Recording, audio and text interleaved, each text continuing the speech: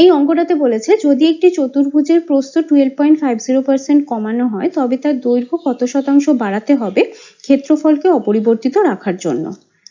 মনে করি চতুর্ভুজটির দৈর্ঘ্য হচ্ছে x এবং প্রস্থ হচ্ছে y। এবার বলা হয়েছে প্রস্থ 12.50% কমানো হয়েছে, তাহলে y এর 12.50% মানে আসলে কতটা সেটা এবার দেখে নিই। y ইন্টু 12.50%, এটাকে এবার আমরা একটু ভেঙে লিখবো।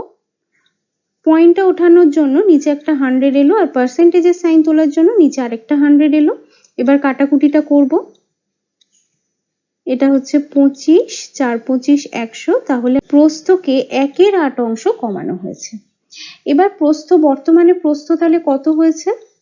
আগে ছিল y, কমানো হয়েছে y/8, তাহলে এখন প্রস্থ হয়ে গেছে 7y/8। আচ্ছা, এবার কি বলেছে? ক্ষেত্রফলকে অপরিবর্তিত রাখতে হবে।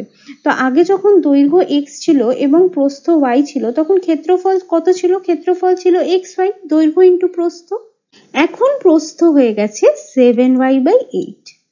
এবার বলেছে যে দৈর্ঘ্য, এই যে x আছে দৈর্ঘ্য, এটাকে কত শতাংশ বাড়াতে হবে। আচ্ছা, এবার ভালো করে দেখো, এটা হচ্ছে আগের ক্ষেত্রফল আর প্রস্থ কমানোর ফলে ক্ষেত্রফল হয়ে যাচ্ছে x ইন্টু 7y/8, কিন্তু আমাকে ক্ষেত্রফল পরিবর্তন করলে চলবে না। তো x এর কি পরিবর্তন করলে এটা আবার xy এর সাথে সমান হবে? যদি x কে 8 দিয়ে মাল্টিপ্লাই করে 7 দিয়ে ডিভাইড করে দিই তাহলেই আমি এখানে ইকুয়ালস টু সাইনটা বসিয়ে দিতে পারবো। তখনই আমি বলতে পারবো যে আগের ক্ষেত্রফল আর বর্তমান ক্ষেত্রফল সমান, কারণ সেক্ষেত্রেই আমি কি করতে পারবো না 7 7 কেটে দিতে পারবো আর এখানে 8 8 কেটে দিতে পারবো। আশা করি এটা তোমরা বুঝতে পেরেছো। তাহলে দৈর্ঘ্যকে কত করতে হবে? বাড়িয়ে 8x/7 করতে হবে। তাহলে দৈর্ঘ্য ঠিক আমরা কতটা বাড়ালাম?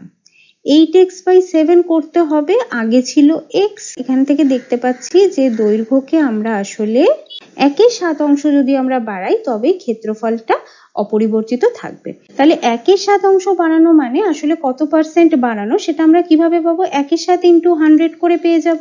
আচ্ছা, এই ভাগটা তো মিলবে না, তো আমরা পয়েন্টের পরে দুটো ঘর নিয়ে আমরা বলতে পারি 14.28%। তার মানে আমাদের সঠিক উত্তর হয়ে যাবে অপশন এ, 14.28।